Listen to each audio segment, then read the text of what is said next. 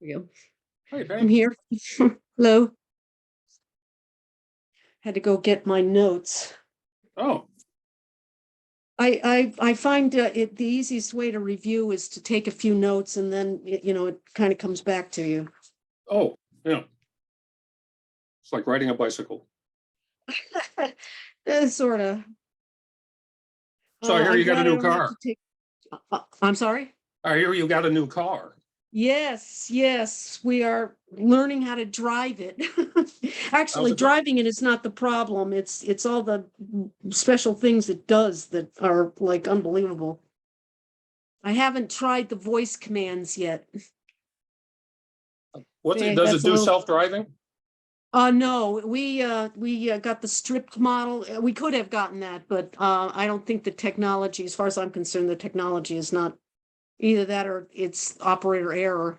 I don't want to get into that, but all by itself, it's one pedal driving. You have an accelerator which decelerates, and that's the brake. So you have to kind of get used to that. Yeah, that's weird. At first, it's a good thing that I know how to use a sewing machine because it's kind of the same. I never No. heard of it. Okay. So, Well, Diane. I learned on a treadle machine, and it just reminds me of that, where you have to just be very gentle with it. You have to be very gentle. Everything is, and it's all on the 15-inch screen, so you just swipe things and touch things, and don't raise touches a little bit too much. Mine was, I kept starting the windshield wipers when I wanted to use the signal, because they're both on the same thing, and you have to be very careful to do one versus the other. Anyway, but the car has a lot of power, and we haven't really driven it very far yet. So, What's the range? the total range is 270 miles, and so far we've driven like 40. So, well, we had to drive 110 miles to get it home, and that was about as far as we've gone with it. Now, do you have a level 2 charger or? Yeah, someday the electrician will come. He was supposed to be here last Thursday, but it rained, and since it's an outdoor thing, he didn't. So now he's supposed to come this Thursday. So yeah, we're plugging it in with an extension cord. And it takes a long time to charge it up, but it doesn't matter because we charged it all up and we go 40 miles, and it takes like a half an hour to give us back the 40 miles. Yeah. So it's not been a challenge. Yeah. Didn't you tell me the walkers like traveled up the East Coast in one? No, the Phillips, Doug and Val Phillips. Okay. Not only up and down, they've come home from Florida twice with their Tesla, and that last summer they went from Florida to Pennsylvania to Wisconsin and 6 other places. All of, they did the grand tour. Fortunately, he had a high school reunion or something Yeah. during that hurricane where all the Teslas got flooded and started having. Yeah, he wasn't home for the big Florida hurricane because they were touring all over the place. So does it still have cruise control? Water and lithium batteries is Yeah. not a good combination. Does it still have cruise control? I'm sorry, It's cruise control. Yeah, it does. We don't use it. we have yet to play with that. Yeah, Oh, We had- because ours, Things we have yet to play with. yeah. yeah, because ours has cruise Already control, tried. and when you if you have it on cruise control and you're going along, it has a little radar. And so if a car pulls in front of you, it'll immediately slow down. And it'll keep a distance between you and the car ahead of you. Oh, this one might too. As I say, there's 3 cameras. You can put the thing on, so when you're driving, you have a camera in front of you, on both sides, and behind you, which is bizarre. I understand my Prius. I love it. Wait, yeah. This has got and I left, and your phone is the key. Yeah. There is no key. You don't stop. The car starts itself and the car turns itself off. I forgot, and I left my phone in the car, and the car was blinking and on the phone saying, "You left your phone, you left your phone." So this thing's going to start talking to me pretty soon. We're not, it's smarter than we are. That's for sure. It's scary. It really is, Yeah, it's like Mary had a fancy set of hearing aids for a while. and it was connected to her phone. And we'd be walking along and all of a sudden Siri would start talking to her. But I wouldn't hear it. And Yes, so yes. she out of nowhere would start saying, I don't want to talk to you. I don't want to talk to you. Yeah, Ray has his hearing aids connected to his phone, and whenever we do GPS, which fortunately we don't have to do unless we're in the other car, I can't hear it. It all talks just to him. Yeah. So Technology's taking over the Yeah. world. and he's Yeah. walking around listening to Spotify through his Yeah, hearing aids. Deanna's got a family Spotify thing, so Yeah. it's like I don't have wireless earbuds, but I can listen to all the music. So not from only the- can he not hear, now No, he- I have to turn it way totally- down so I can still Yeah. hear. Yeah, right. Yeah, he Uh-huh. can He's be in his own listening to world. something. He's in a much happier place and you don't even know it. Much happier place. And he is right over there in his very comfortable chair, so that's why you Yeah. don't see him. Yeah, but But if I see him It was- smiling, I don't know what he's listening to. So- listening to you, of course. Well, I have to come up to him to see whether he's not answering me because he can't hear me, he's asleep, or, for some reason he doesn't want to talk to me. There's three options here. That third thing has never happened. Yeah. Okay. I think everybody is here. Hello, David. Hi. And Hi, Dave. Dale. Hi, Hey, Meg. hi, Ray. Hi, everybody. Hello. And Diane, I apologize. I didn't see your message until after we were done. Not a problem. Okay, how's your battery tonight? I am plugged in. Oh, cool. Okay, great. Yeah, if your battery dies, I guess I will be watching more carefully on my phone, so Yeah. I'll Thank let you you. back in if people's batteries die, so I'm sorry about that. Okay, so we got everybody.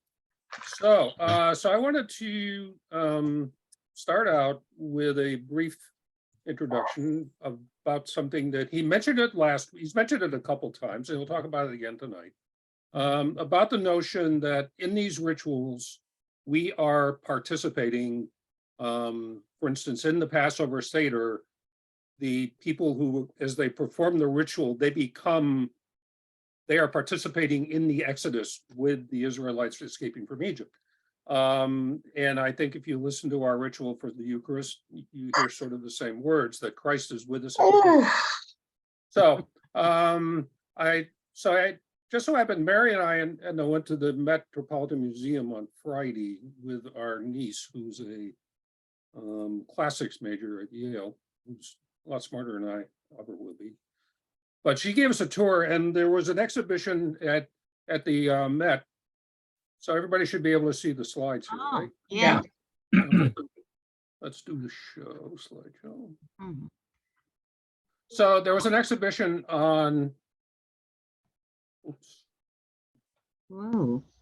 Okay, so 1972. yeah, so there's an exhibition basically the exhibition was on what's called polychrome. And it was the fact that we are used to Greek statues being like the one you have in front of you there, which is they're either white or kind of off-white or blondish. So they're monochrome, if you will. And it was only recently, I mean, in the late in the last century, that people started to figure out that actually Greek statues were really brightly painted.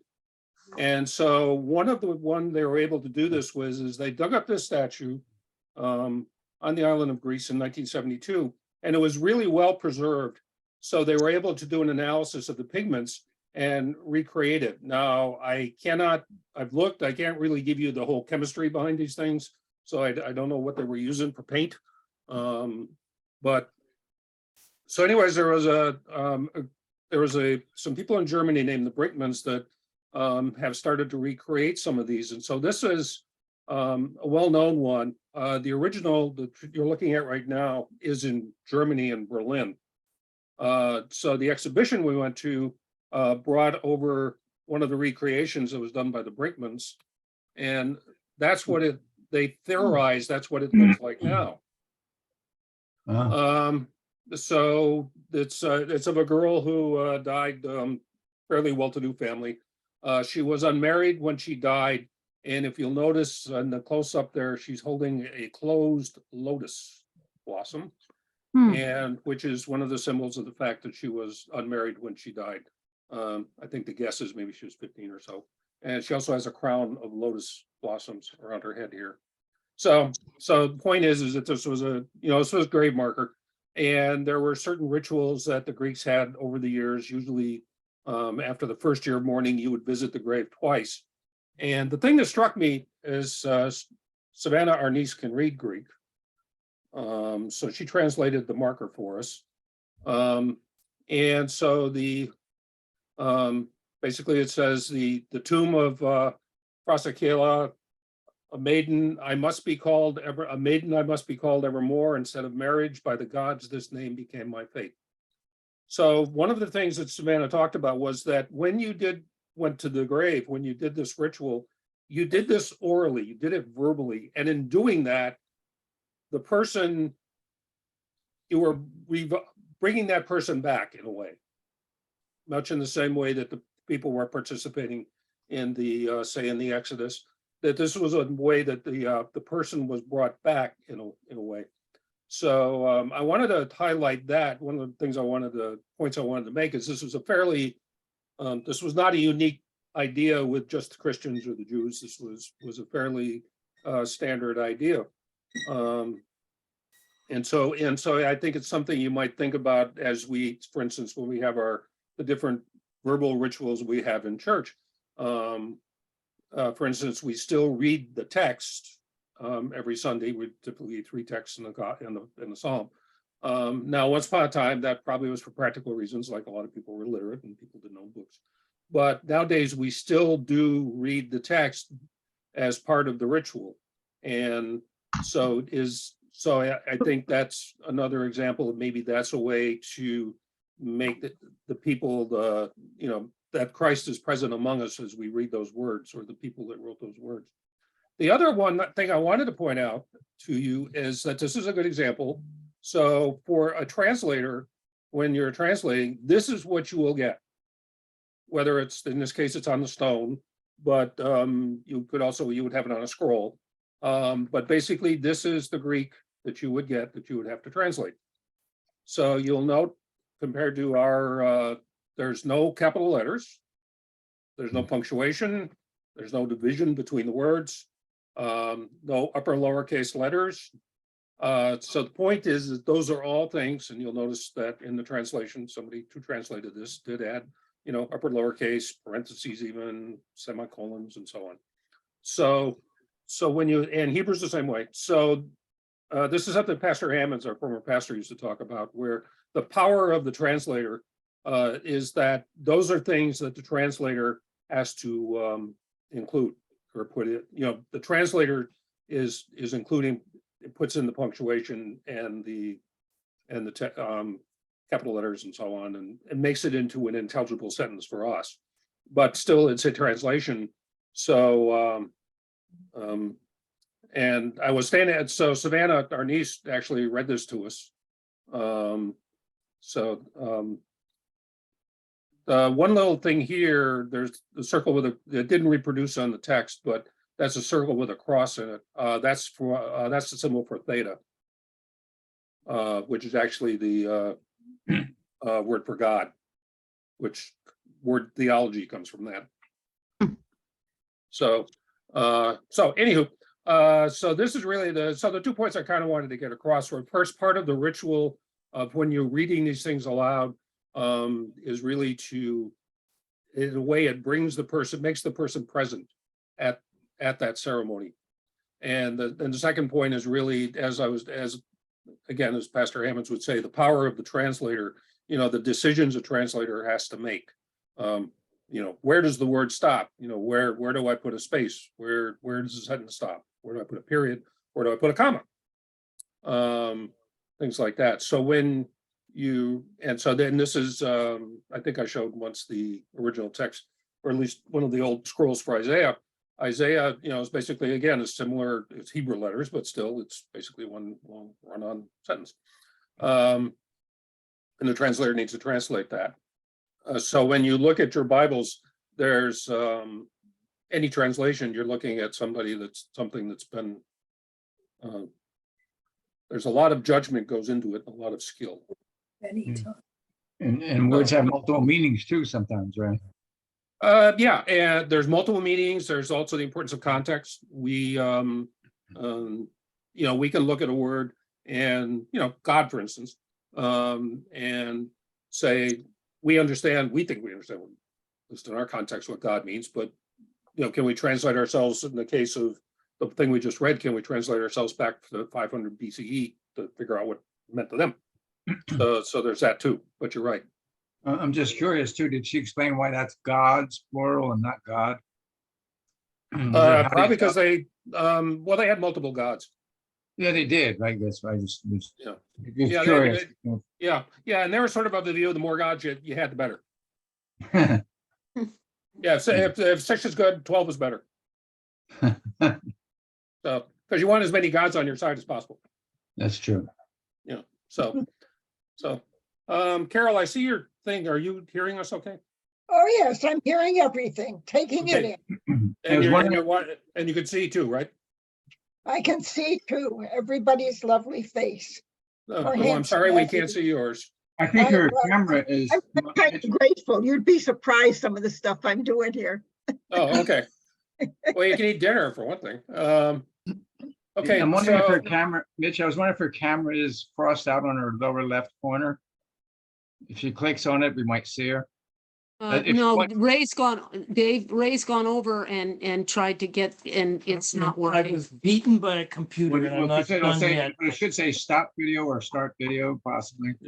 Well, it's simple like that. Well, he's gonna go back and try again. Oh, okay. You need to find a 13-year-old. Yes. Okay.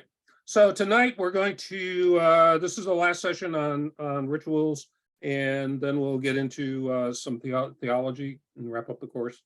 So I sent you a couple of things. We're going to talk, he's going to mention Melito of Sardis. He will talk about the issues, but you can read what Melito of Sardis wrote if you're interested. And then there was also a text.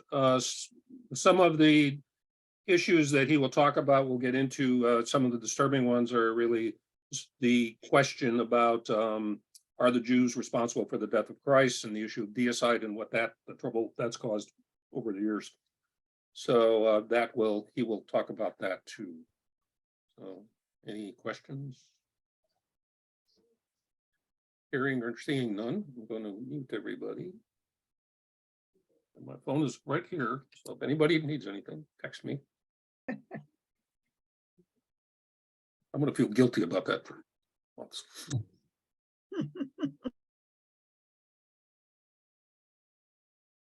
Share screen. Share sound.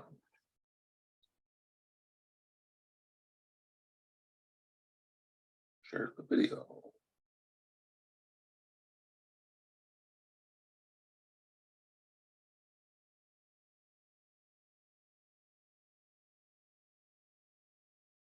I was talking on Monday about that first trajectory of Last Supper. What is flashing like that? Last Supper, Eucharist, Passion of Christ, Easter. Right? That was that trajectory that we're on.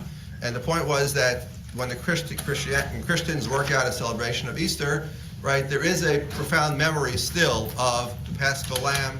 There is a memory of the Paschal Feast still lurking behind Christian celebration of Easter. And for that, I brought you that wonderful prayer from the Book of Common Prayer. That's what we did last time. I didn't say the obvious was that just as in the Rabbinic Seder, we imagine ourselves being redeemed from Egypt, right? That we have a vicarious exodus. Our ancestors were redeemed from Egypt. We are redeemed from slavery. What slavery are we redeemed from? Metaphorical, real, not very clear. But just as we participate in their redemption, similarly for Christians, right? That this is a vicarious kind of redemption. The redemption from Egypt prefigures past event, prefigures future redemptions. The death of Christ is redemption from sin, for himself, for all humanity, for me. Okay, So we have that same sort of dynamic at work. Okay, now we're looking at trajectory number 2. Trajectory number 2, which gets us from Last Supper, from the Paschal Lamb, Last Supper, celebration of the Passover, with the words of institution, this is my blood, this is my body, and we move forward into the Eucharist, right? The formation of the Christian liturgy of the Eucharist. Here, if I understand Christian trajectory correctly, here, interestingly enough, the Passover connection is forgotten. Right, the Eucharist is taken out of its Passover connection. So Easter retains its Passover connection, but the Eucharist does not. Right, and it disassociates itself from Passover in 2 ways in the course of Christian history, where it becomes something independent, something freestanding. One is gets disassociated from the festival of Easter-Passover. It becomes a ritual that can be observed at any point. Right, that already begins with Paul, who, referring to the words of institution at the Last Supper, right, Paul does not mention the obvious fact that it happens at the Paschal Lamb, at the Paschal meal. It's independent. It just seems to be floating chronologically. Later in Christianity, in Christian history, we will see, we won't see in this course, we'll see elsewhere, sorry. Later in Christian history, some Christian groups will retain baptism and Eucharist as particularly fitting rituals for Easter. Once a year will be the occasion for these things. But as Christianity goes on, the notion, the Eucharist or the communion is celebrated all the time. In fact, nowadays it's quite common. Every Sunday you can go to a church and partake of communion. There have been debates within Christian groups about how often, when, where communion should be celebrated. But the link with Easter is broken, right, and becomes just a freestanding ritual. Similarly, in the words of institution in the Gospels, Jesus is having a meal with his disciples. So the original Eucharist in the Gospel text is not just associated with Passover, it's associated with the Passover meal. And in Christian liturgy, Christian history, the link with Passover is broken, and also the link with the meal. It becomes a freestanding ritual wherein the food, the blood, and the blood, wine, bread, body, right, become symbolic food. It's not part of an actual formal meal. There's some evidence that perhaps early on this was celebrated in the context of meals, and Christians do have liturgical meals, which usually called agape feasts, right, which seem to have some sort of independent existence, because by the time you get to our friend Justin Martyr, and that's in your lecture handout, this is a paragraph I quote from Justin's Apology, not the Dialogue with Trypho. You'll not find this paragraph in Dialogue with Trypho. You'll find it in another book that Justin wrote, the First Apology, which is fine. Let's give you the reference and passage you can look at, in which we see already it's a freestanding liturgical act. The communion has nothing to do with Passover, nothing to do with the meal. It's something done on a Sunday as a freestanding liturgical act. So here, Christian history took the Eucharist out of its Paschal context and developed it into a central ritual in the life of the church. Okay. Last big point on that, and then we can get on to Melito of Sardis. What do we Christians do when we partake of the body and blood of Christ? Well, we participate. Christ becomes in us. And at some level, we are united with Christ in such a way so that just as Christ died and was resurrected, similarly, we die and are resurrected. In other words, we Christians triumph over death. Or another way to put it, we Christians triumph over sin, because death is caused by sin. So by triumphing over death, we are triumphing over sin, partaking in the life of death of Christ. In that sense, the Eucharist is just like the Passover Seder again. It is transformative. It is vicarious. We are participating in somebody else's experience and claiming it as our own. Either our Israelite ancestors leaving Egypt or Christ.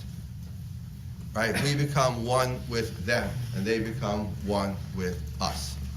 This is very clear in the Eucharistic liturgy. Is that up on the page, Eucharistic liturgy? No, Eucharistic liturgy. This is also from the Book of Common Prayer. I don't know the prehistory of this prayer, but I'm assuming, again, it is a traditional prayer. Beloved in the Lord, that's vocative. We're addressing the community. Our Savior Christ, the night before he suffered, how do you say suffer?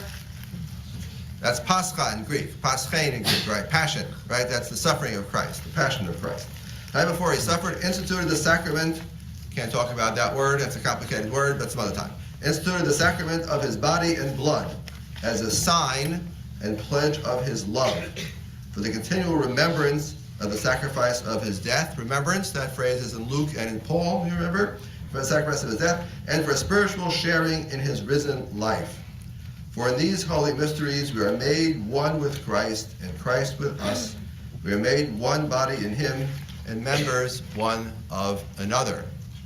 That's why it's also called communion, right? Through the ritual act of the Eucharist, we become common, we become joined. We, with all Christians, one to another in the community, and we Christians with Christ. So it's transformative in a way which is eerily similar to the way the Seder is transformative. What does that mean, you ask? Don't know, but I know it's interesting. In other words, it's very hard to figure out who got what from whom, or they both have a common ritual reflex here at work, where many rituals have as their point the intention of transforming the observer. This you do in Religion 101. Talk about theory of ritual. So both the Seder and the Christian rituals, each of Easter and of the Eucharist, are all transformative in one way or another, which the observer is transformed from my mundane self, from my body, into something else or someone else. Okay, that's the end of that trajectory. That's the end of my Monday lecture. Any questions on Monday? All right, you seem docile today again. All right, hopefully you'll wake up. Okay, I'm ready to get now to lecture number 2 for this week, which is the talk about one particular text, which is an absolutely amazing text. And again, it highlights some of these key issues between Judaism and Christianity, between Jews and Christians on Passover, Christ, and so on. Our hero is Melito of Sardis, right? Somebody who I suspect you never heard of. Oh yes, can you, it's also on the, click on the W, you'll find the word. Melito of Sardis, someone who I suspect you never heard of either until you took this course, but that's all right. You know, like Justin Martyr, these people are significant figures in the history of Christianity, even if they're not household names, right? What can I do? Okay, Melito of Sardis, so you have a little biographical info up there on the screen. We don't know very much, we're around 180 CE, right? We are the generation or so after Justin Martyr. Justin Martyr we think is around 160, so Melito would be approximately a generation later, giving a lot of wiggle room because exact chronology we don't have. Where is Sardis? I was going to do a Google Earth thing for Sardis, I just couldn't get around to it. Google, yeah, so Sardis is in Western Turkey. Okay, it's an important city in Western Turkey. If you take one of those tours when you retire in your golden years, you'll all go to Sardis, Aphrodisias, Ephesus. These are the big sites that you want to see in Western Turkey. They have spectacular archaeological remains. Okay, including a spectacular synagogue was found in Sardis, but I digress. So back to Melito is from Sardis, an important town in Western Asia Minor. He is important for our purposes because transmitted under his name is an amazing text called Peri Pascha, on the Pasch. This text was only discovered in 1940, so it wasn't that long ago that this text was literally dug up out of the sands of Egypt and then reconstructed by scholars. But it is an amazing text, and it is, all scholars agree, the best exemplar of quartodecimanism.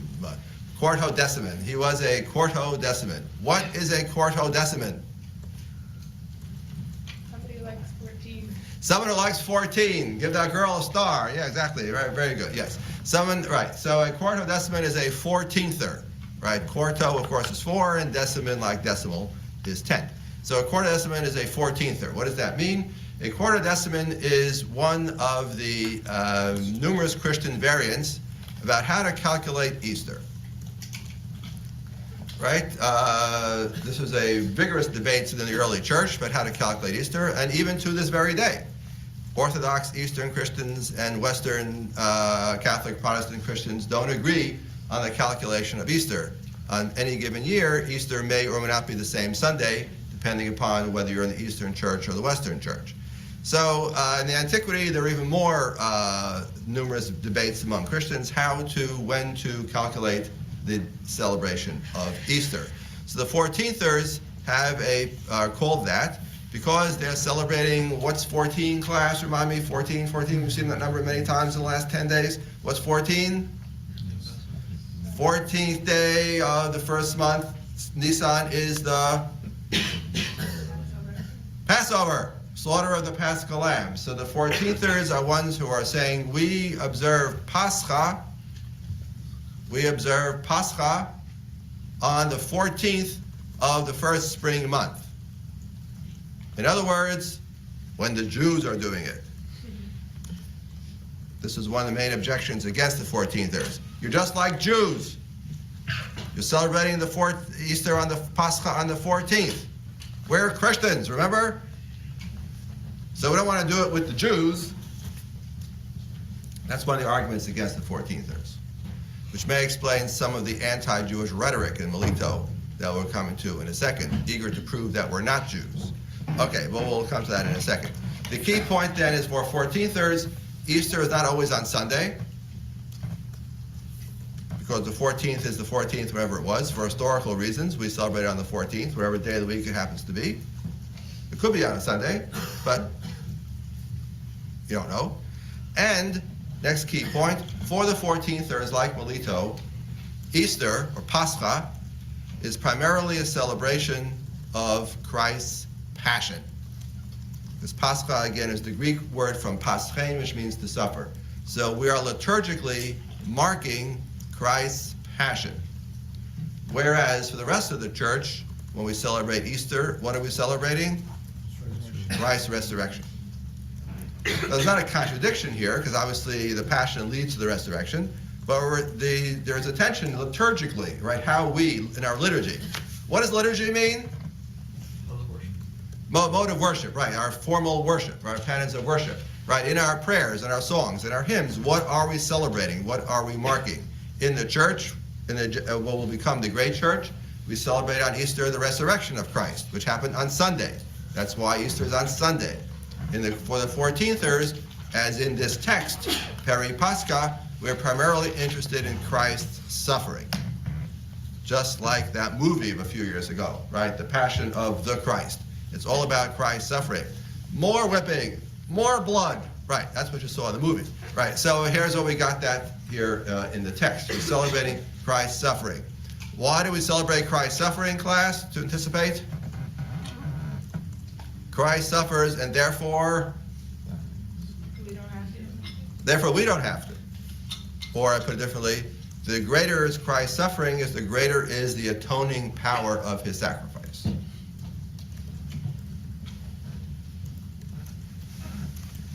So it's not, so therefore it is Easter, but it's not exactly Easter, right? It's a certain different kind of Easter.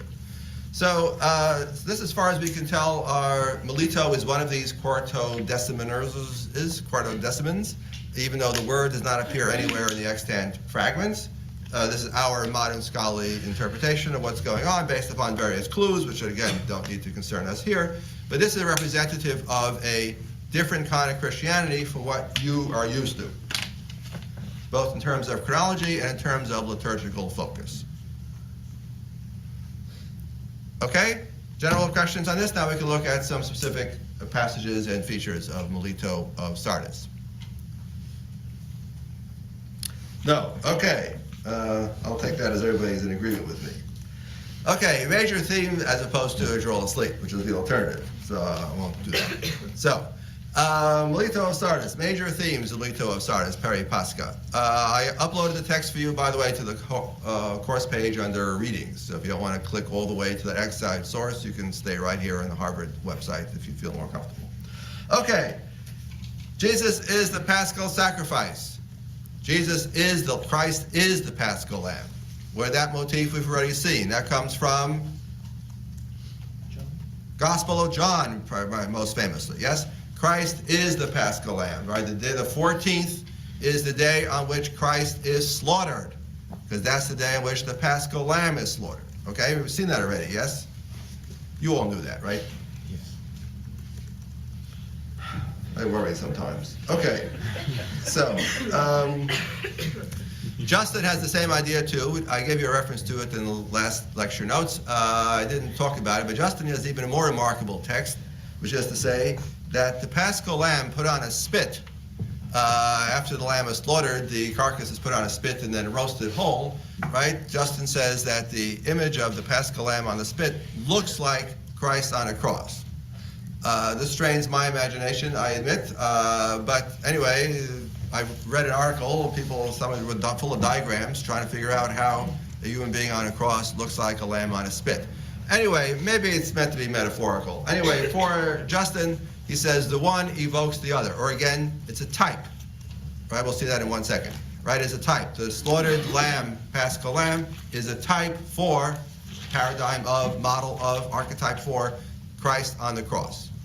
That is what you have throughout this whole text, from one end to the other.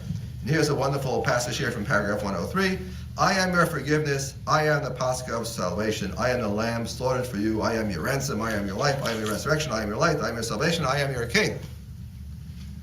There's a certain flavor to this style. Either you like it, I do, or you find it really obnoxious and unbelievably repetitive and ultimately annoying. But that's just a matter of taste. Okay, that's the main point. Next point, Exodus 12. The Peri Pascha, as we have it, seems to be fundamentally an extended meditation, Christian meditation on Exodus 12. The same paragraph that I asked you to read for last week, that's the same paragraph Melito is reading as a Christian. And as a Christian, Melito is taking Exodus 12 as his departure point. And when we Christians read Exodus 12, what do we see? Answer, we see Christ. That's what we see. So Exodus 12 is the focal point of the narrative, and he tells you specifically his theory of typology in some remarkable paragraphs, which I'm going to, I'll read 1 or 2 brief excerpts here, which I gave you on your handout, right, in which he uses the word. This is all a type, he says, or a typology. Remember we discussed this word weeks ago already. So he says the text talks about the slaughtering of the lamb, but we know that it means, or is fulfilled, or is a model, or is an archetype, as a forerunner for what's going to come later, which is the slaughter of Christ the Lamb. So here we have a few passages, which I excerpted for you. So in paragraph 4, stanza 44, at one time the slaughter of sheep was valuable, now it is without value because of the life of the Lord. The death of sheep was once valuable, now it is without value because of the salvation of the Lord. The blood was once without value, now the salvation of the Lord of the Lord. The silent land, the temple, Jerusalem, right? All these things have been fulfilled, and thereby, Melito suggests, canceled, or exhausted, or I don't know what image to use, sort of like the battery. You know, the battery's run out. It once had power, now it has no power because it's been exhausted, or all its energy has been transferred to Christ.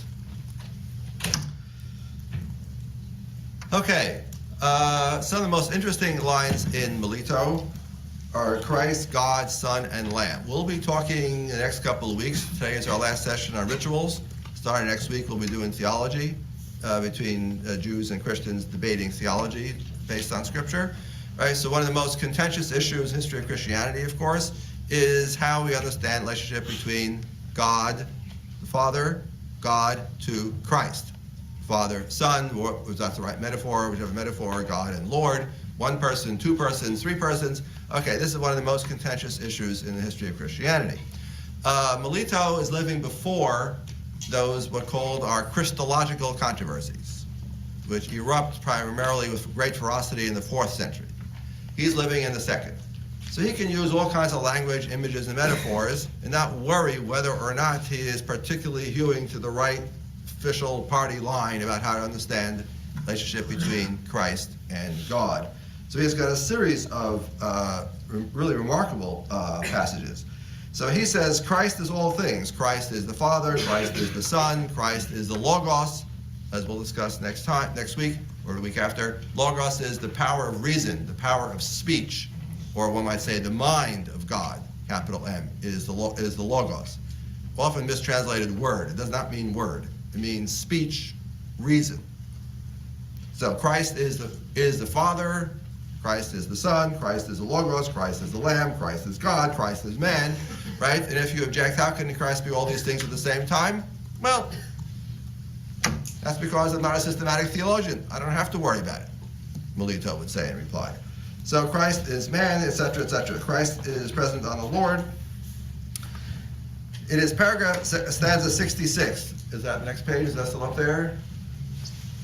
Stanza 66, where we have the most remarkable imagery. God put on a suffering one and comes forth a man. So there is God, and God puts on Jesus as if Jesus were a garment or a cloak, and thereby God becomes human in order to suffer on the cross. This is a standard theological dilemma. If Christ is God, then why is Christ suffering? Isn't suffering a sign of humanity? How does God suffer? Well, okay, this is a standard problem in Christian theology, where the official answer as it emerges from the great church is Christ is both fully God and fully human at the same time. Okay, we'll discuss this. That's very deep waters. We'll discuss this. Anyway, so here is stanza 66. God put on a suffering one and comes forth a man. This is the one who came from heaven to earth for the sake of the one who suffers. I don't understand how to parse exactly the relationship between God and Father and God and Son in this paragraph. Melito is using this imagery of putting on a garment, and I'm not sure what to do with it exactly. And has clothed himself with that very one through the womb of a virgin, having come forth as human, accepted the sufferings of the sufferer through his body, which was capable of suffering. And he destroyed those human sufferings by his spirit, which was incapable of dying. He killed death, which had put man to death. Love it. Not sure exactly what this means in theological terms, but liturgically, this is powerful stuff, right? In which he relishes the paradox. He plays with the paradox. God, man, death, death thou shalt die, that sort of thing, right? So anyway, I just observe for the moment, paragraph 66, that middle participle in Greek, right? This is the one who came or has come. In Greek, it's afikomenos, which sure sounds like a word we discussed last week. Afikomen. Afikomenos is not a technical Greek word, it's just a regular old Greek middle simple participle from afiknestai. But nonetheless, there's that word, and sure looks, resonates, sounds like something else. Don't know what to do with that. Hopefully I'll come back to that at the end. Okay, now we get to the, to be honest, the ugly part. So, let's think about the logic of it. Christ is the Paschal Lamb. Who slaughters the Paschal Lamb, class? Israelites. It's a command from Exodus. Who slaughtered Christ the Paschal Lamb? That's right. The logic is inescapable. It's the Jews, or Israel speaking theologically, Jews speaking contemptuously, right? They are responsible for the slaughter of the Paschal Lamb. Again, Melito, like Justin, conveniently omits the Romans, right? You would never know that there are Romans in charge of Roman Palestina. You would never know that Pontius Pilate is the governor, and that nothing happens without the official consent of the Romans, and that it is Roman soldiers who do the deed. You would never know that from Melito, because Melito is not a lecture in history. Melito is a statement of Christian theology. And he, for Melito, as for Justin, there's absolutely no hesitation or any doubt about who bears moral responsibility. And the answer, of course, is the Jews. And here we have a particularly remarkable set of paragraphs in paragraph 74 through 77, where he argues that Israel, on the one hand, is doing what it was necessary to do. On the other hand, Israel bears moral responsibility. This is a well-known conundrum. Witty Jew replies to Christian, well, yeah, we killed Christ, but isn't that what you wanted? How would you atone for your sins if nobody killed Christ? You need Christ to suffer and die. That's how you bring atonement into the world. Without that, there would be no atonement. So you should be thankful. So what are you angry at me for killing Christ? I'm doing what had to happen according to your own theology. That's what the witty Jew says to the Christian. This is not a new argument, right? This is an argument Melito is aware of, and so is Justin in one paragraph. If you look at the end of this paragraph, same argument in Justin Dialogue 95. Go look it up. It's the same argument. So here's Melito's response to that argument. Why, O Israel, did you do this strange injustice? You dishonored the one who honored you. You held in contempt the one who held you in esteem. You denied the one who publicly acknowledged you, blah, blah, blah, blah. As ever, if you benefit, that should as right. Nevertheless, Israel admits, paragraph 74, I killed the Lord. Why? Because it was necessary for him to die. As you Christians yourselves say, necessary for him to die. That's why we killed him. You have deceived yourself, O Israel, rationalizing thus about the death of the Lord. It was necessary for him to suffer, yes, but not by you. Necessary for him to be dishonored, but not by you. Necessary for him to be judged, but not by you. Necessary for him to be crucified, but not by you, nor by your right hand. O Israel, you ought to have cried aloud to God with this voice, O Lord, if it is necessary for your son to suffer, and this be your will, let him suffer indeed, but not at my hands.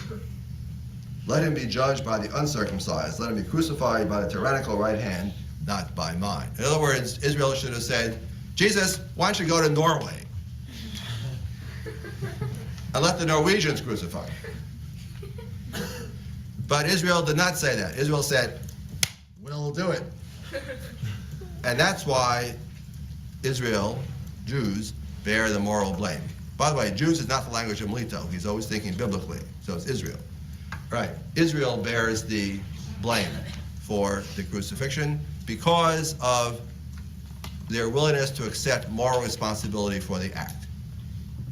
Now, there's a long and complicated theological history behind this, from the Hebrew Bible, about how God uses foreign nations in order to persecute Israel. So God uses the Babylonians to destroy the temple. But then what's God going to do? He's going to turn around and destroy the Babylonians.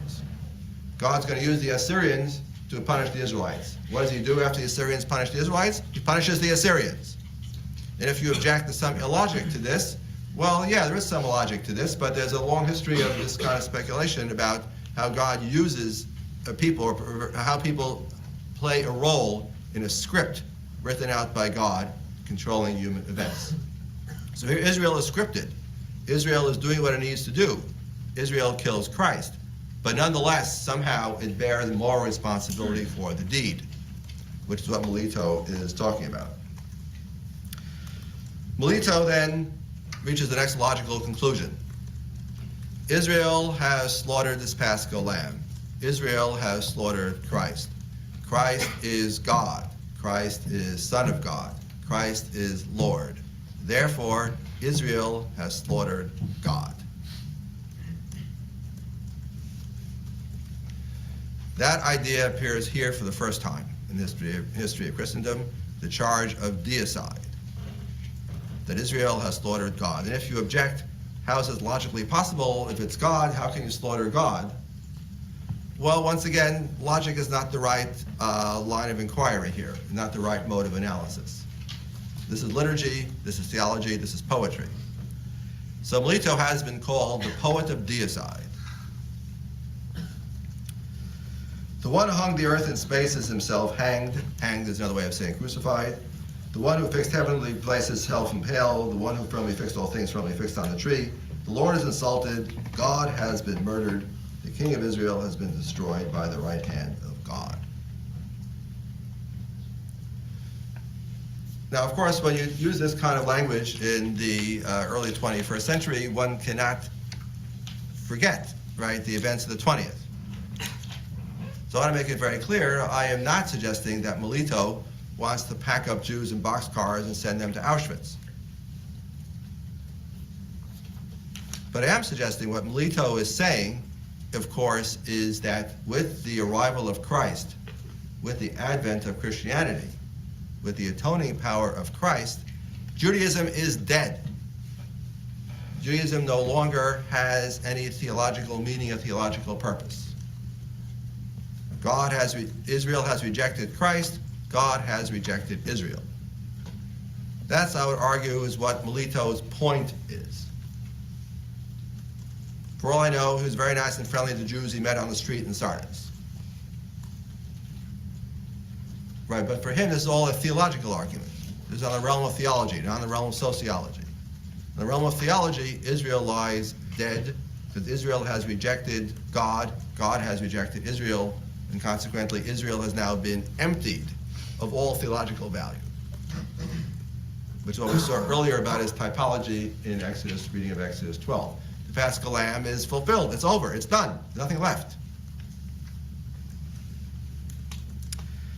That's how I would read Melito of Sardis. And if you say, well, Shia, you're just trying to be ecumenical and as politically correct as you can with an extraordinarily difficult text, well, maybe.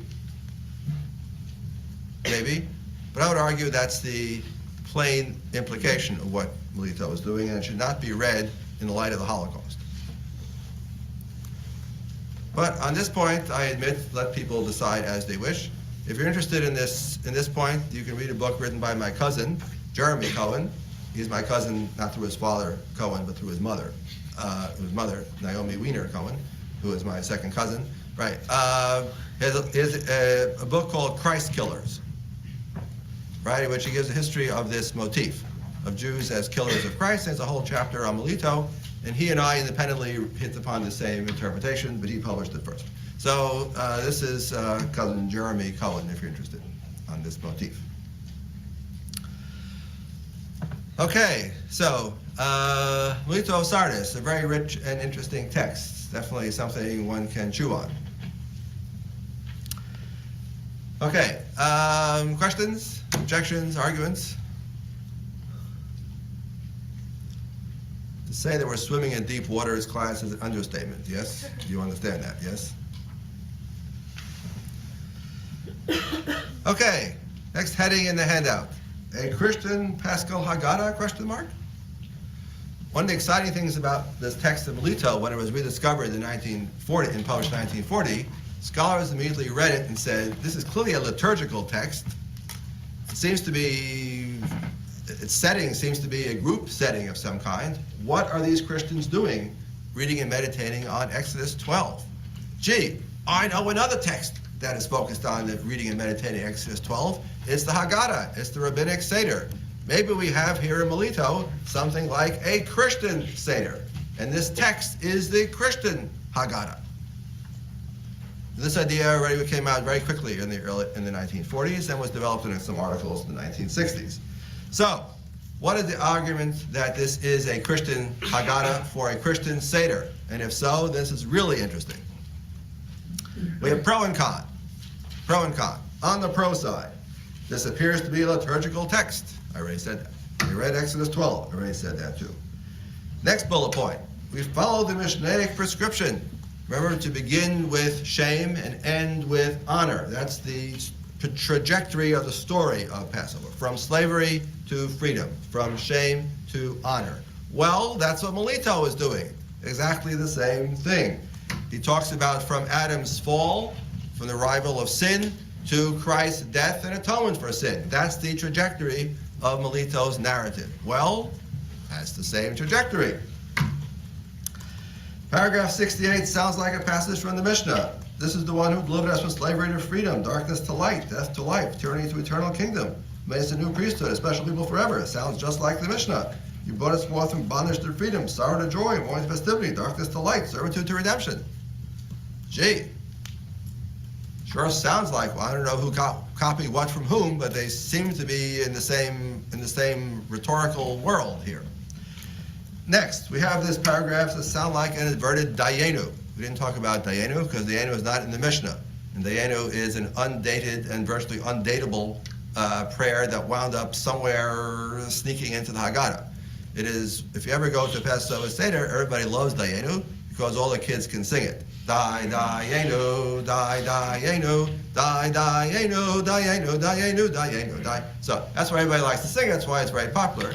But interestingly, the logic of the prayer is a little odd, right? In which the redemption story from Egypt is broken down into different pieces. And each little piece we say, God, that would have been enough. Had you stopped right here, that would have been enough. Logically, it makes no sense. What would have been good enough to split the Red Sea and bring us into the middle and then stop right there, right? That would not be very effective. So there's no logic to it. It's liturgy. It's liturgy saying that how great is the power of God and how great is that redemptive act. It's a series of miracles, not one miracle. It's a series of miracles, right? One act of redemptive, one act of redemptive power after another. Well, there's a paragraph in Melito which sounds just like an inverted Dayenu, where Dayenu, the Jews are saying, it would have been enough for us, and Melito was saying precisely the opposite. Well, how about this? How about that? How about this? How about that? In which he has a similar kind of list. Okay, you can read it right here on the handout. So there's that mysterious Dayenu connection. There's that other paragraph connection. We have the liturgical setting. And last but not least is that mysterious afikomenos, word that appears twice in Melito to describe Christ. Christ is the one who has come, afikomenos. Boy, I wish I could get to the bottom of that to figure out what's going on here. Is this just casual coincidence? He's just using a regular old Greek middle participle. Middle Greek is active, Greek is also passive, and something called middle. So it's a middle participle, it's perfectly normal. It's just a regular old Greek word. You learn it in Greek 101. It's just nothing fancy schmancy. And it just sounds like afikomen with nothing to do with it. Or maybe it does. Afikomenos is the coming one. And that's what we Jews wait for at the end of the Seder, is the Redeemer, one who is coming, but has not yet come. I'm really confused. Anyway, so this is titillating, I would say. Teasing. Maybe there's some connection here, or maybe not. That's the pro argument. Con argument. And I think the negatives have it, to my mind. It's a liturgical text, yes. It's a clearly designed, focusing on Scripture, focusing on the Exodus from Egypt, focusing on the redemption story, prefiguring Christian redemption. That's all clear. Does that mean, therefore, it is a Christian Seder, and this is the Christian Haggadah text for a Christian Seder? I, Shai Cohen, am willing to say, no, because I don't see the smoking gun. Or in this case, I don't see the smoking bitter herbs. So there's no reference anywhere in the text to matzah, to bread, to wine, bitter herbs, except insofar as the Israelites themselves celebrated Passover. Exodus 12 mentions bitter herbs. But as far as when we're having bitter herbs, that's nowhere to be found. And surely, in a text like this, full of bitterness about the Israelites, I would have expected to see bitter herbs everywhere.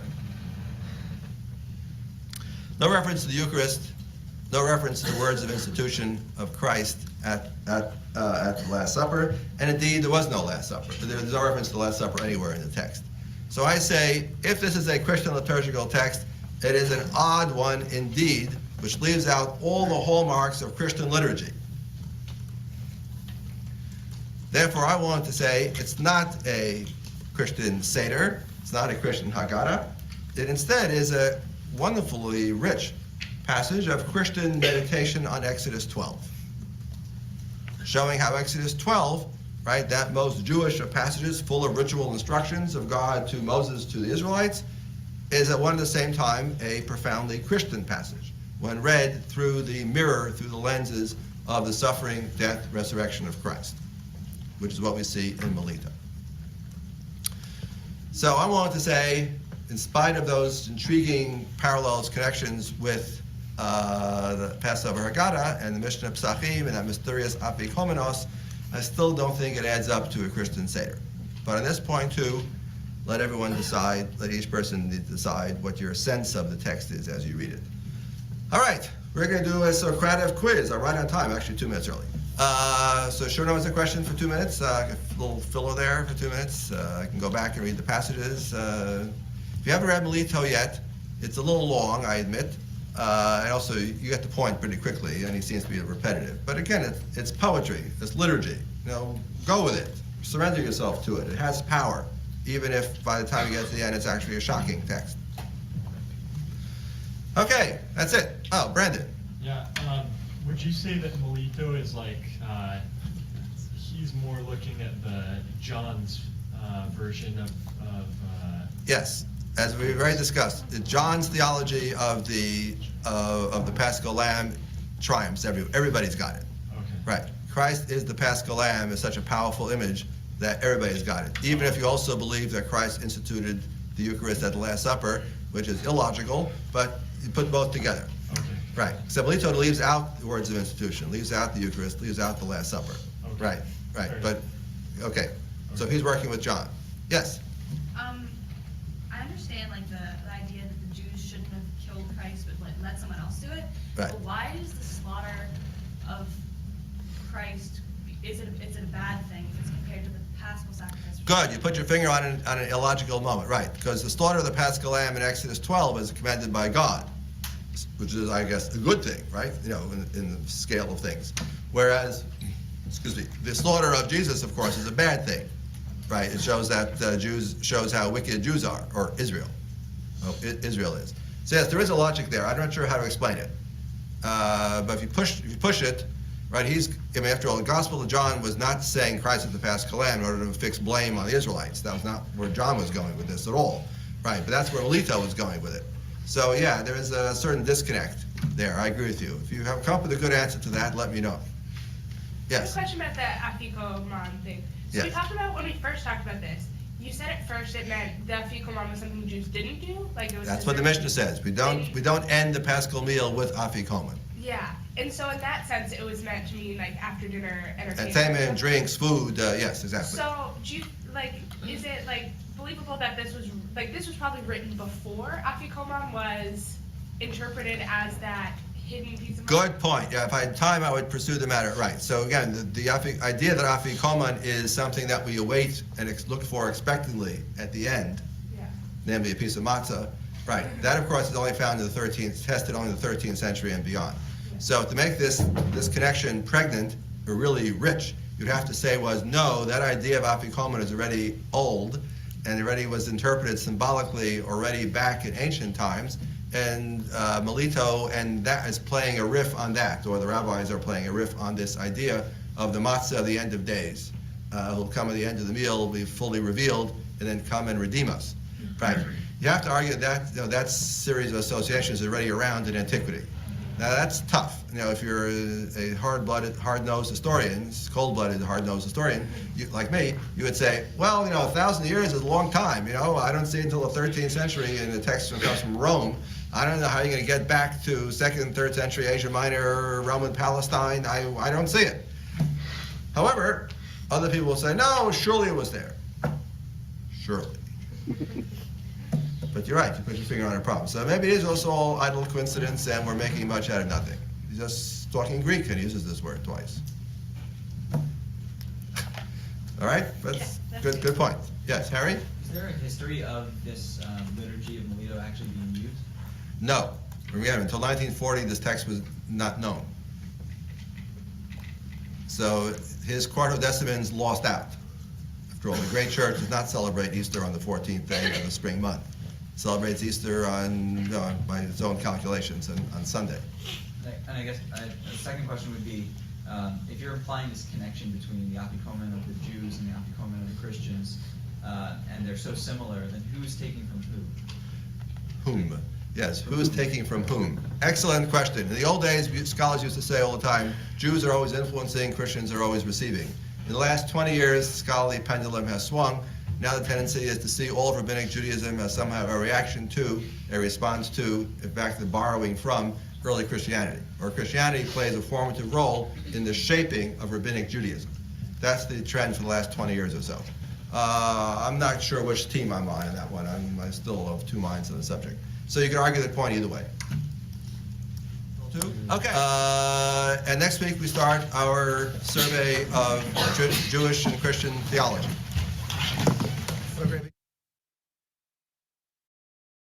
Okay. Stop share. Let's see. Doesn't look like I lost anybody. Okay.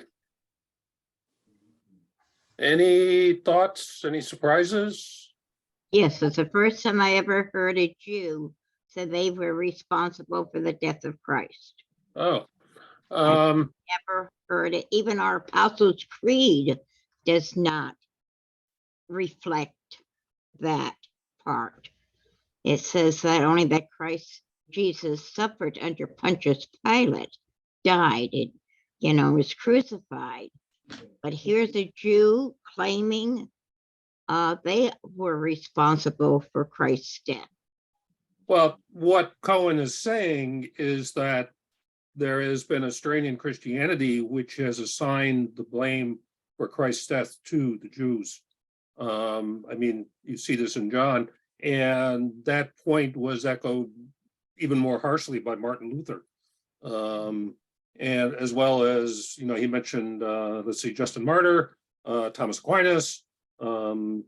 This has been a trend through, sadly, it's been a theme through history. It even came up again with Mel Gibson's movie, The Passion of the Christ, because one of the things that happened in medieval times is that typically these were usually touring actors.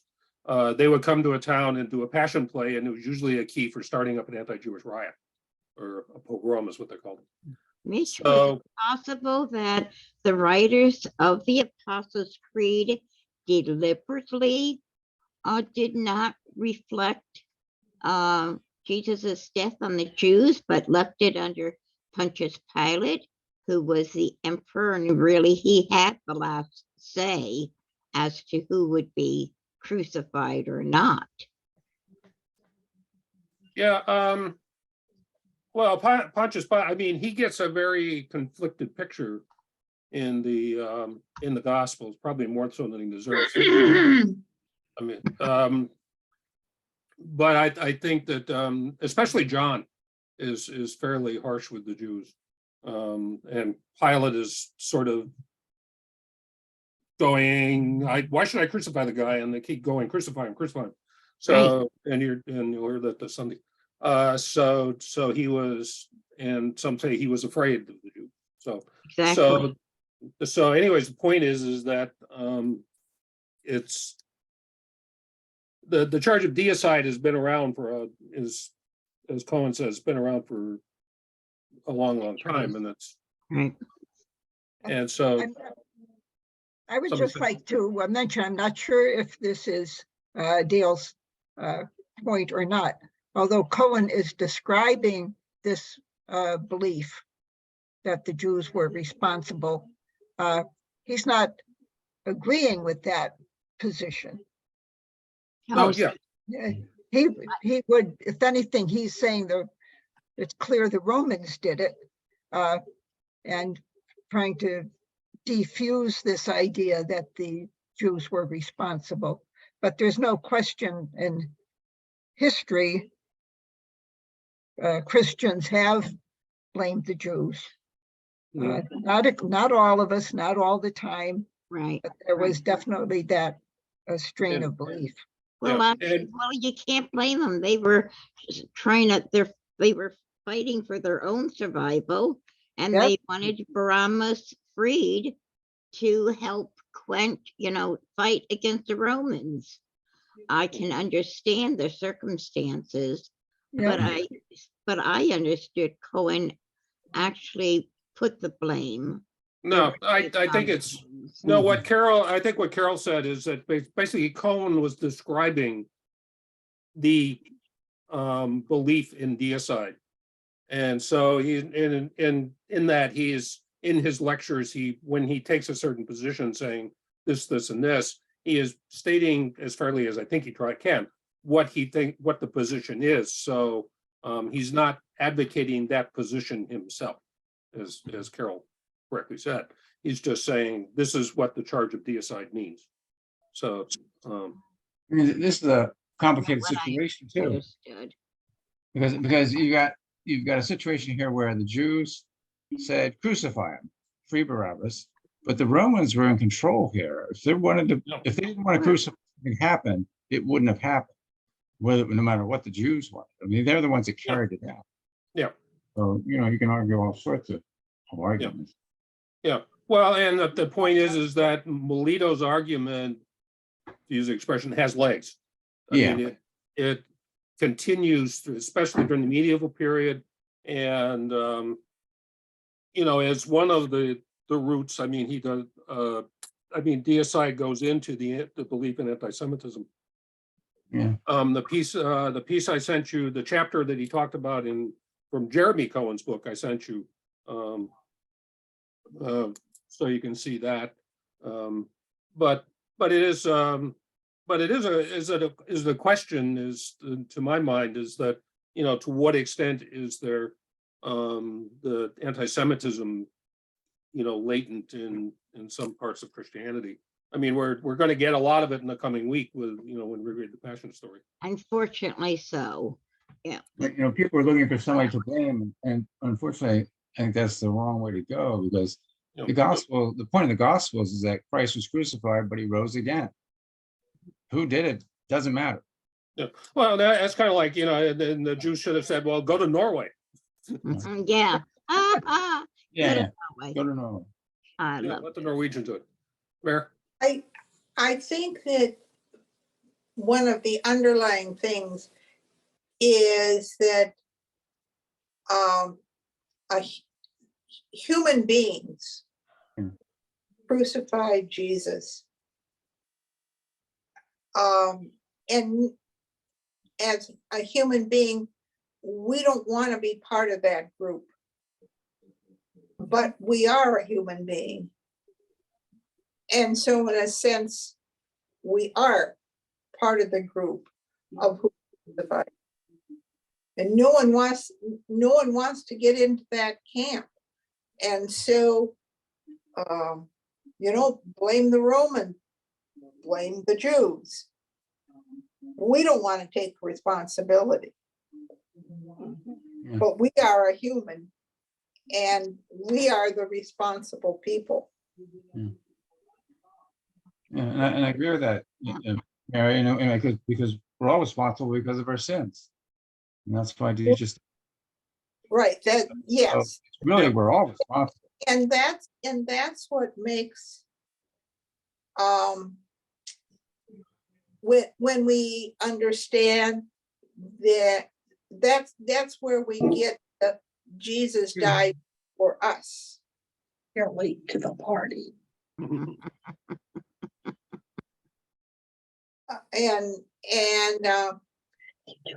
To accept the fact that Jesus died for us is to accept the fact that human beings killed him and he forgave them.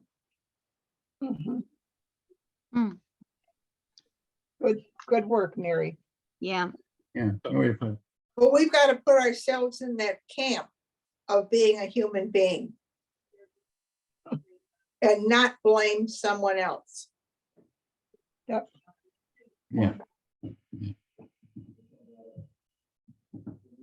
By the way, Carol probably knows this, but in 1965, the Vatican actually issued an explicit statement saying the Jews are not responsible for the death of Jesus. Good. So, Unfortunately, for too many thousands of years, they blamed the Jews, the Roman Catholic Church.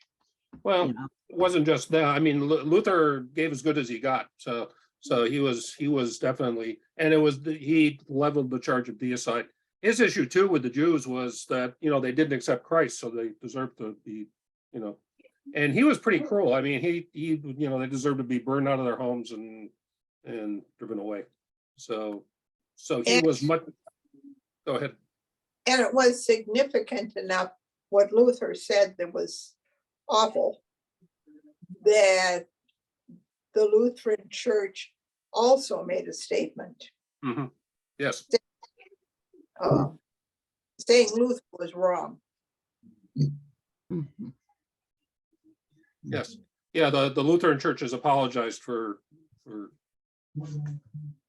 So anyways, were there anything other things that struck you as far as the, Or just, when was that apology? By the Lutheran Church? When was the apology? It wasn't, it's relatively recent. Hmm. Uh, I'm just curious. It's all right. Yeah, I mean, not within the last 10 years, but within the last 20 years. It's a fairly recent apology. Okay. 1993? Oh, Wow, thanks. that is recent. Okay. Wow. Well, better late than never. Yeah, this was the ELCA. So, and there might have been other expressions of the Lutheran Church might have made something sooner. Okay. Oh, and actually, at the time, one of the people said, we need to come out and disavow Luther's statements as strongly as we can, said Bishop Robert Isaacson of the ELCA's New England Synod. So there. Mhm. Mhm. Some of us knew it. So, It was a good session. oh, thank you. Yeah, so, okay, so next week we will start with theology. At the moment, I mentioned that we're probably not going to have class on the 22nd. We will, so we're going to wrap up on that day, on the 22nd of May. Okay. I'll do a revised schedule. Mitch, I have an interesting aside here that goes back to when we were talking about Sabbath. Yeah, Okay, and well, this is I don't know, it's just interesting. I was replacing the water filter on my refrigerator today, right? This ties in, and in doing that, I have to recalibrate because you can put it for a measured amount of water, you can get a cup, that kind of thing. Well, when Yeah. I was doing the measurements, I came through this option I have that's called Sabbath mode. It's really there. And I tried it. What it does is when you press it, the water function on the door does not work. The ice function does not, when the door does not work, the light does not work. And when you open the refrigerator, the lights do not work. So you're not turning a switch on because all Yeah. those call they were. And I've never heard of this on a refrigerator before. I don't know if anybody Oh. else. But no, I've never, I mean, you thought you can have timers on your oven. I've never heard of that before. yeah, no. Oh, and then also it doesn't make any sounds or alarms. You know, if you do that, nothing happens. And then you can turn it off. Good night, all. See you next Okay. week. Night, Dale. Anyway, I do. On that note, Okay, I just thought I'd throw that in. thank you. Oh, no, that was interesting. Like I said, we were in Well, Israel. They have they're a Sabbath elevator, which basically is automatic. So it stops at each floor. Yeah, you don't have So any. you don't have to push a button. Yeah. So it was a tall, I think it was a tall hotel too. It was a long ride if you did that one. So, Yeah, you know. all right. Yeah. So, well, good night and we'll see you next week. Hey, Mitch, I'm gonna Thank you. try this. Hold on there, Mitch. Well, anyway, just if I do this, what you just, you don't see me like Mary. Okay, you're seeing something different than what you see for. Yeah. Okay. I was wondering what that did. No, I just see Dietrich. Yeah, you just see my name. Yeah. Okay. Okay. All right, we'll All right. see you. Thank you. It was a good session. Bye. Tell Susan we said hi. Okay, I will.